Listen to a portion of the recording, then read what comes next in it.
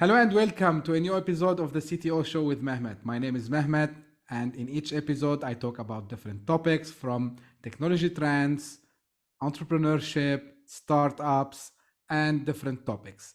And sometimes I have with me guests who are thought leaders in their industry. And today, for the first time, I'm very happy to have someone from the academia part.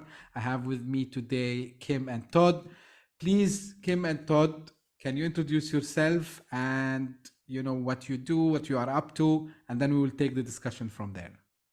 Sure, thanks. Go ahead. Absolutely. So we are business school professors at the Kelley School of Business at Indiana University, and we have been working with and studying startups for the last 25 years. We're actually in the middle of a research project right now looking at hype in startup investing and how there might be waves where certain industries are hot and what the implications are for that. I'm a marketing professor.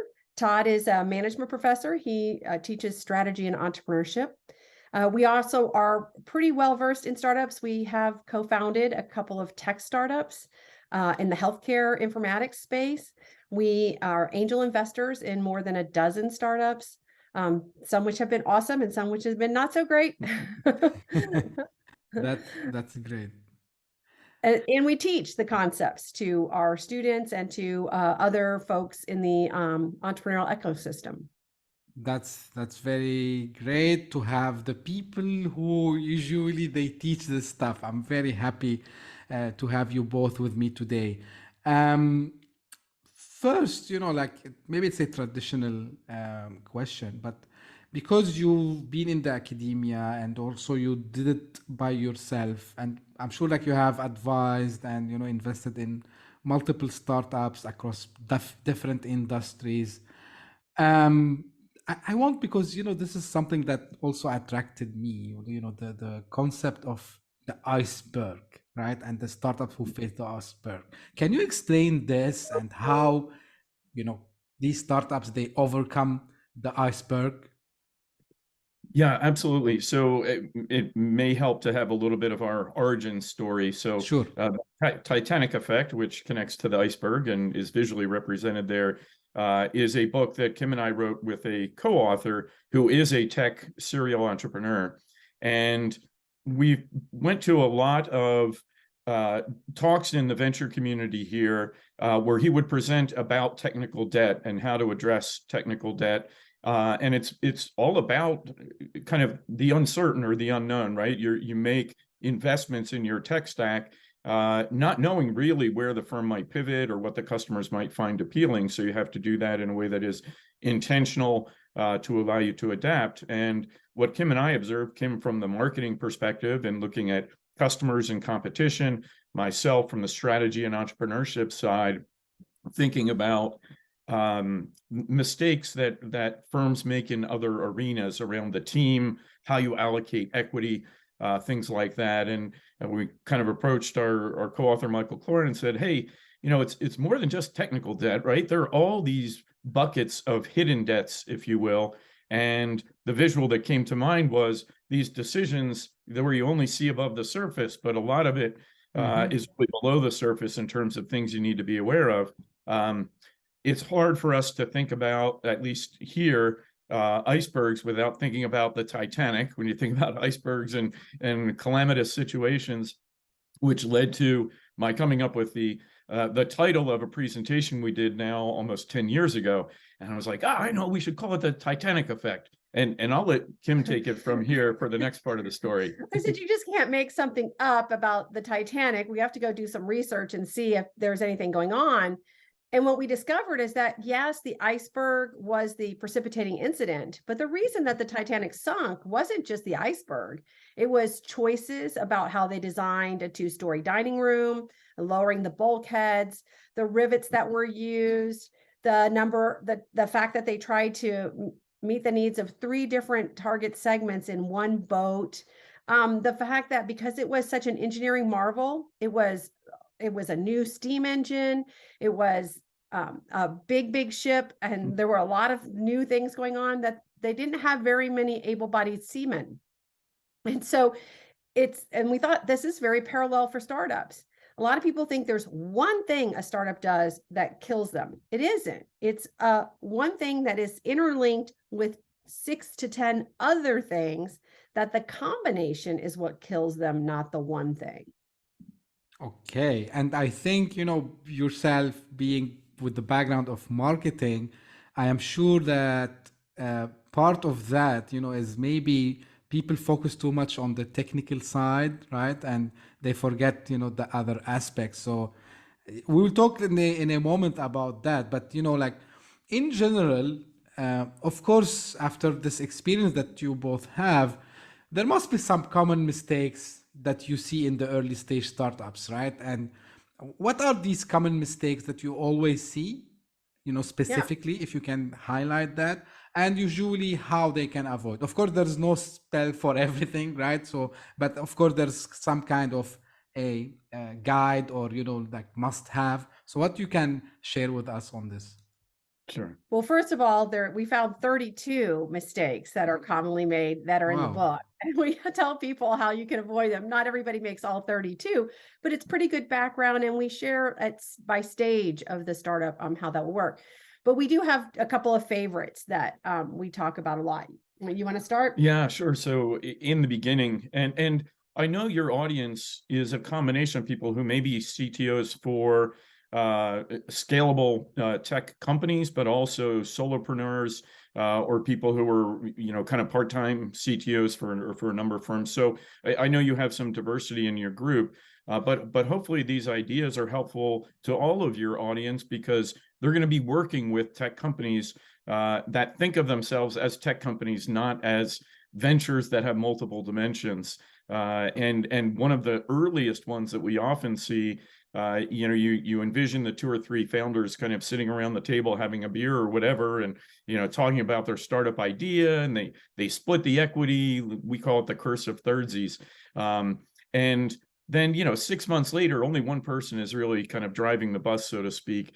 It's really hard to anticipate at the origin of a venture who's actually going to pull the venture along and do most of the heavy lifting. So we call it the Detberg of inequitable equity, that you allocate equity too early without really having a sense of who's contributing. So how do you avoid that, or at least to some degree address that problem? You make sure you're vesting the equity over time, that you have to earn that equity over a 3 to 5 year period as the venture launches and starts to grow. So what we try to do is not just identify the Detberg, but also what might be some of the solutions to at least avoid sinking, right? Even if you hit the Detberg.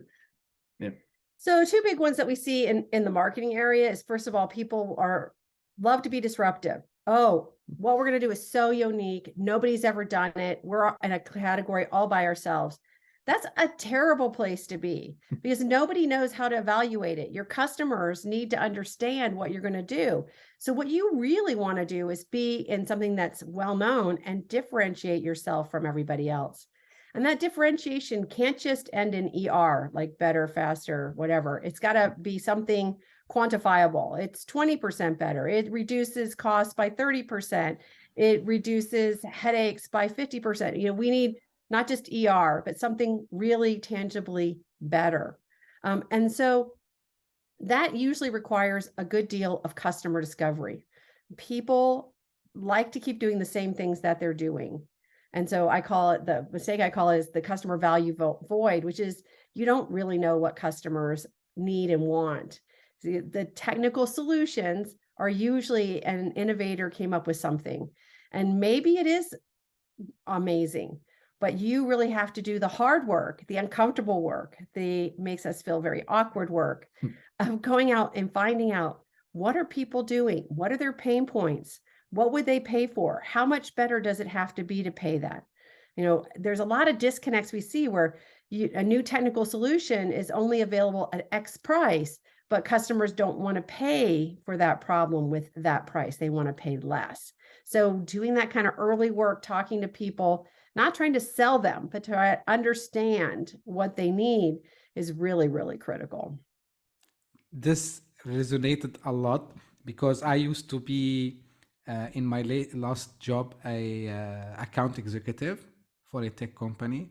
And, like the last 10 years, I was in the consulting, pre-sales consulting, technical consulting. And this is, something I see it in common. Sometimes you see in the market new joiners that they think, they are disrupting an industry, but they end up by no one want to buy it, right? Just because now this just out of mind, I would say question, how important is the timing in the success of these startups? Yeah, that's a tough one. There definitely are times where you can be too early, and then there are times when you can be too late, and really trying to understand where you fit. I can see many, if you look through startup graveyards, there are some great ideas in there. They were just too early. The market wasn't ready for them. So, part of what how you can assess this is product market fit. So if you're too early in the market, when you're talking, people are not really nodding their heads. They're not raising their hands. The marketing is tough. The sales is tough. The sales team feels kind of beat upon. When you are in the right timing and you've got the right message and the right value proposition, marketing gets a lot easier. You cast things out there and a bunch of people raise their hands and the conversations get easier and easier. And so that's kind of when and it's tough as a business. We watched a tech startup that was on the early side. And while we were working with them over a 2-year period, it moved into the majority and they got bought. I mean, so the timing can be really important. Yeah. Now, you talked a little bit about the technical depth, right? So just for the sake of, audiences who are interested to understand more about, this technical depth, what could be the cause of having a technical depth, how it can be approached, and how to come out of the technical depth? Sure. So one of the Icebergs that we talk about is kind of the overdo and overspend. And that's where before you've really done the customer discovery that Kim was talking about, you invest tens, even hundreds of thousands of dollars to build a platform. And then you go out and find that your customers aren't using it in the way you thought at all.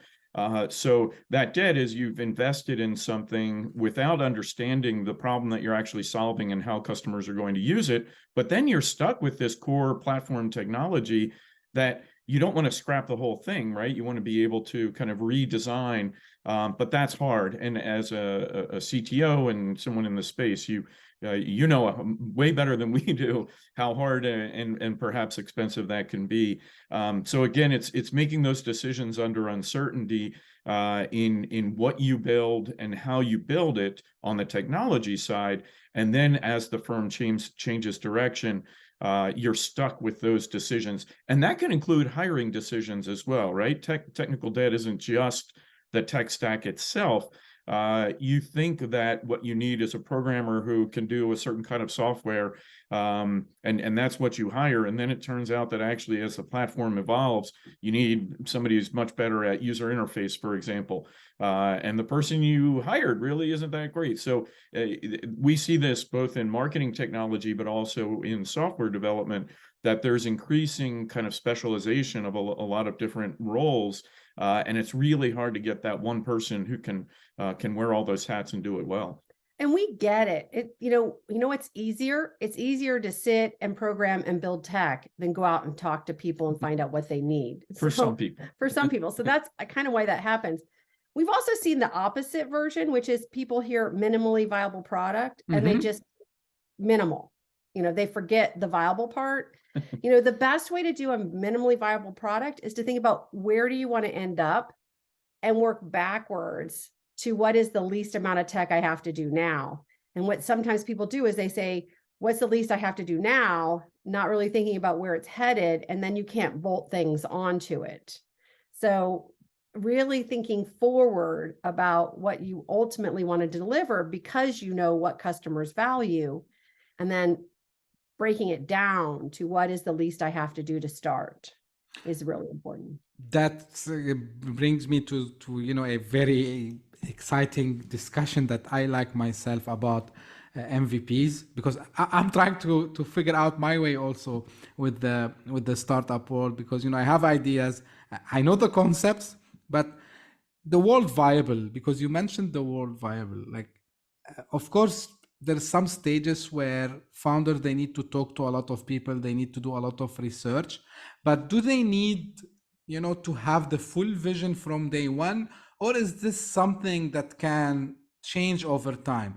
Like of course the founders, maybe one or more, they will have a idea or multiple ideas, they come up with the product, but do they need really to have this 5-10 years vision from day one, or is this something that can evolve with time? I would say you should have kind of, I would call it plan A, right? How you think or envision the platform unfolding over time, and the big problem, the big dent you're going to make in the universe. And if you're thinking about that, that's going to make you a better listener as you see where the startup kind of starts to deviate from that. And be able. Now, does that mean you have to have the 5 to 10 year grand vision? Absolutely not. And especially, yeah, as Kim says, that roadmap, we actually don't like the metaphor of a roadmap at all for strategy, especially for a startup, because there's simply too many uncertainties. And you have to be able to navigate by making changes as you go. At the same time, so we like the metaphor of sailing instructions better, which kind of accounts for the more iterative nature and the fact that the crew is always involved in monitoring for storms, changes in wind and currents, etc. But the crew doesn't get inspired by saying, hey, we're going to get on a boat and just go figure it out. They get inspired by saying, here's the paradise island that we're trying to get to. And once we do that, that's our cause, right? That's the why. And I think it's important to have some of that vision early to be able to communicate the why, and that generates enthusiasm, not just from your own employees, but from investors, from customers and others. Yeah, if you just only think about the next year, you could be making mistakes that would cause you to throw everything away. So you need a longer time horizon than a year. I don't know if it has to be 10 years, but some notion of where you think you want to end up. And that could be adjusted as you go, but a fairly robust idea of what all skills. I was just talking to a tech entrepreneur yesterday, and they were like, oh, we're going to start with this AI programmer who's going to build our back end. And I'm like, all right, but do you need an AI programmer to start? Like that's expensive. So how could you create this so that the AI can plug and play, and maybe you don't have it at the launch, but then once you have some data, then you have AI that can come in and work with it. I mean, this gets back to what do customers really want? Yeah. Now, sometimes, and this is also out of things that I followed and seen different tech companies. So sometimes you have what we call the product market fit, but the business model is not like so good, right? So how it's important, for having alternative for the business model in order really for the startup to, to reach to the next phase. Yeah, we suggest that you consider everything in the first phases as a hypothesis. The target customer is a hypothesis. The value proposition is a hypothesis. How we're going to make money is also a hypothesis. And you need to have alternative hypotheses in all those dimensions. We sometimes run a workshop on business models. I mean, people don't seem to realize there's like 20 or 30 different business models. And so we like to have people brainstorm. I could generate revenue this way or that way or this third way, because you are going to have to flex. You don't really know what people are going to be willing to pay. You don't know if they want to pay up front or they want to pay along the way. You don't know if they want a transaction or a subscription. You have to kind of sort through all of those details as you are interacting with them.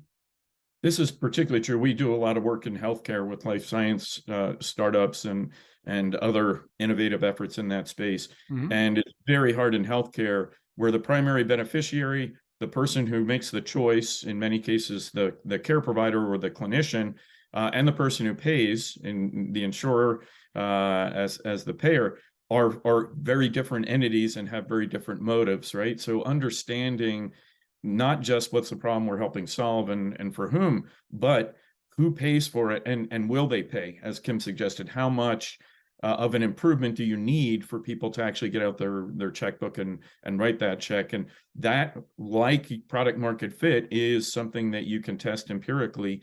We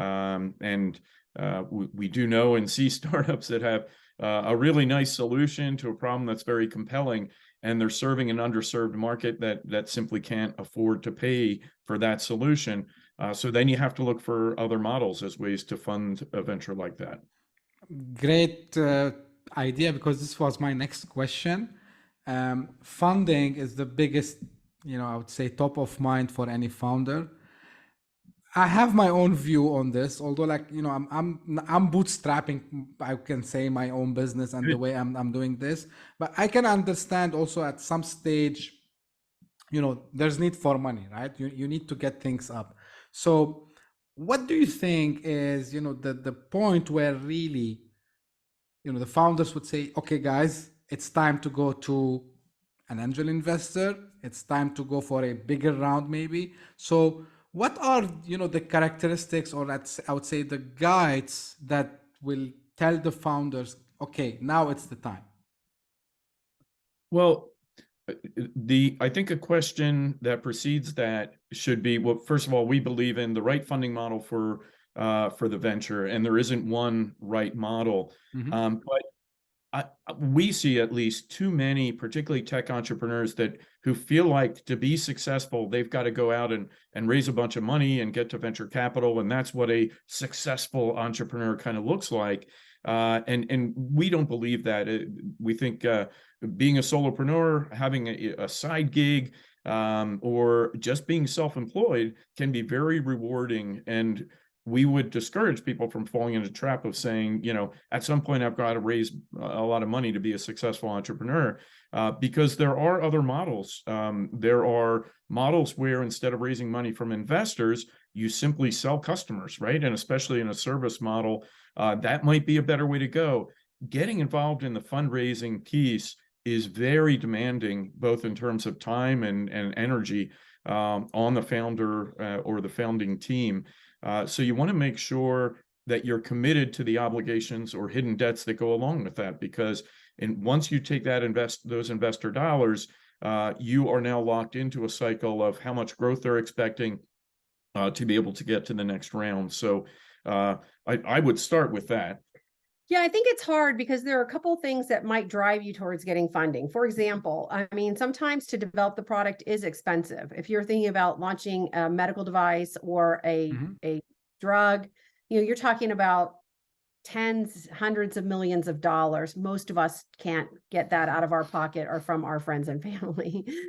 And also, if you want to do a direct to consumer model with the tech, it's hard to get all the money you need from customers directly to advertise effectively. So when a lack of money is going to prevent you from making product inroads, or a lack of money is going to prevent you from creating awareness with customers and connecting with customers, then it is in the best interest of the organization for you to go out and find some money. But as a CEO, that's a full-time job. So if that's what you're doing, then you have to make sure you know what the rest of the organization is doing to meet those needs. It takes like a full year of working with the marketplace, doing a lot of talks, going to places, entering competitions, maybe being an accelerator. It takes a lot to get to the place of having the kind of money that you want. It's not just like, I'll do 2 presentations and $1 million are going to drop into my lap. That does not happen. Yeah, of course, that's not possible. I want to go back to the, previous to funding part about, starting the business itself and how to grow it. And one of the things, and one of the books that I read many times, actually, there are 2 theories, right? So you have the lean approach, and then you have the 0 to 1 approach, right? I want to hear your opinion about what fit who, and is it like one thing for everyone, or how do you see, between these 2 schools, I would say? Well, I would start by saying one of the reasons we wrote the Titanic Effect and take the approach we do is that when really either of those, but particularly the lean startup is used in excess. It can actually lead to what we call the pinball entrepreneur. They're constantly pivoting and bouncing around without any kind of sense or conviction about where they're heading. So this idea of the pivot was one of the core things that led us to say, yeah, you do need to be prepared to pivot, but every time you pivot, you are creating additional hidden debt with your customers, right? You pivot in a new direction, all of a sudden your product has different features or different benefits. You have to go back and essentially re-educate your existing customers, as well as come up with a new brand and approach to market. Similarly, because of technical debt, every time you pivot, you could be stuck with outdated technology that no longer kind of serves as a good base for growth. So I think it's much more of a contingent model, kind of the it depends, than there's one way that every startup needs to approach the market and grow. And it's really about trade-offs, right? Which every model has some trade-offs associated with it, and understanding those is what we would suggest is most important. I think it also depends on what the startup is doing. I think the lean startup works really well when you have incremental improvements, right? So it's not a 2x, a 3x, it's a 50% better, right? So then I don't need to invest huge amounts. I can ride on what has already been done and just demonstrate how I'm better. When you have something that really offers a truly unique improvement, that's where the 0 to 100 model really comes in. And it kind of demands that. Not all startups are going to have that 10x improvement. If you have a 10x improvement, really, you should go hard, right? Yes. The universe needs you. Right. That's not to say incremental is bad. I mean, all improvements are good, right? It's just that what it takes when you only have an incremental improvement is very different from when you have something revolutionary and new. I mean, think about Airbnb, I think is a great example. People were renting houses from property managers and VRBO and some other folks before Airbnb came into play. But to actually think about, I could market my room, my bed, my, garage, right? That was a huge new rethinking of travel that's had pretty broad ramifications. So they did need to go hard, and they did. And now they've actually caused VRBO to create a verb. I'll verbo it. Yeah. Which they never would have done if people haven't said, I'm going to Airbnb it, I have to agree with you on this, because I talk a lot with a lot of, here let's say hot startup scene in Dubai. And, I see these guys that come with the ideas and, I tell them, guys, there's nothing wrong of starting something small, like, as you said, the 2x, 3x, and then you're going to go to the 10x, 100x if you want. And this is what I'm doing currently. I'm trying to see where I can do, because I know with the power and the resources that I have, I'm not in position to have this 10x, maybe one day. But for now, there's nothing wrong, because anytime you can exit the business and then you go to your next venture, right? So there's nothing wrong. I have two questions left. One is, how important to have mentors and surround yourself with people that always do like, hey, wake up, you're going to the wrong direction.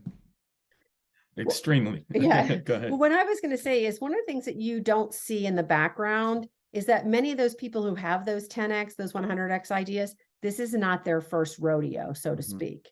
Yes. That's an American idiom, but they have actually tried and failed, or tried and been small. And it was the series of small things that led them to the brilliant idea of that 10x thing.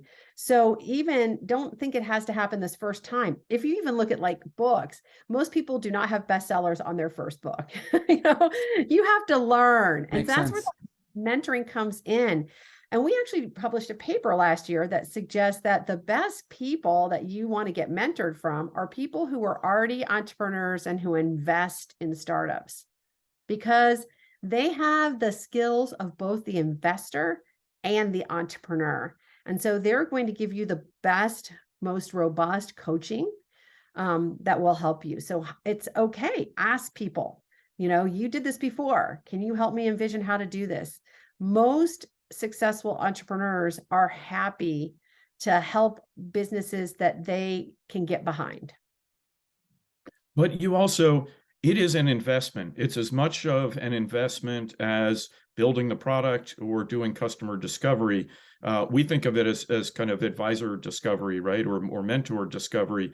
It might take 40 or 50 coffees, lunches, et cetera. You're going to have so much caffeine by the time you get through this. It's going to be amazing. But you need to find the right ones, right? You'll have a lot of people who tell you what you should do.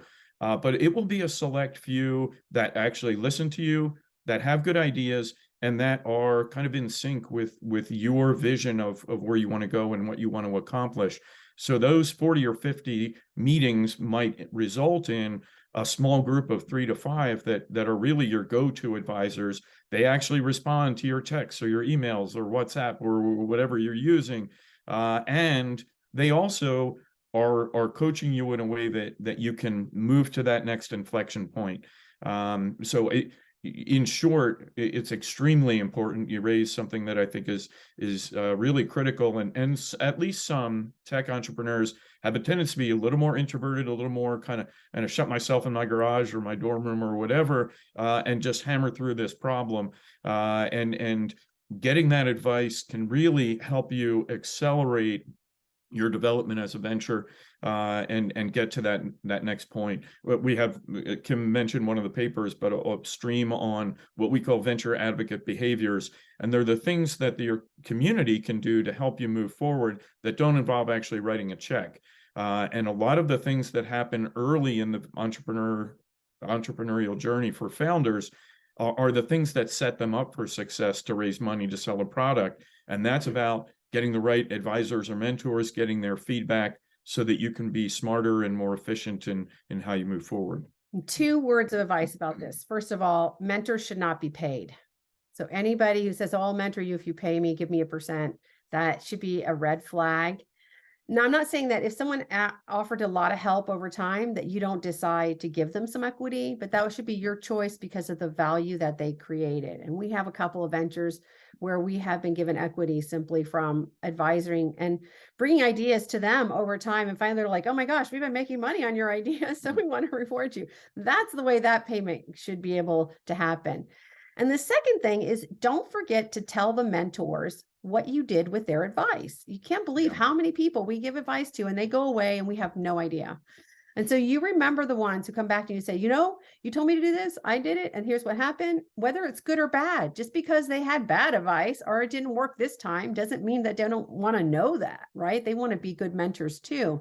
So keeping the dialogue flowing, don't just go away and do your own thing and never let anyone know what they did that was useful.